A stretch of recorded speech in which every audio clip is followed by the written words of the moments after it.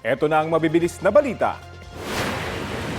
Nawala ng tubig ang ilang customer ng Maynila dahil sa nasirang pipeline sa Tondo, Maynila. Nang bumulwak ang tubig sa gitna ng kalsada, kanya-kanyang dala ng timba at lalagyan ng mga residente para kumuha ng tubig.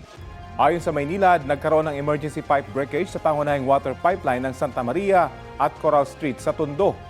Nagpapatuloy pa ngayon ang pagsasaayos roon. Pabago-bago pa rin ang air quality index sa Navotas matapos masunog ang Navotas Sanitary Landfill ayon kay Mayor John Ray Tiangco.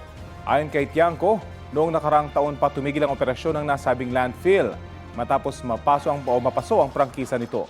Pinapayuhan ng mga residente roon na magsuot ng face mask kapag lalabas. Nagsimula ang sunog gabi ng Biyernes at patuloy pa rin itong inaapula ngayong araw.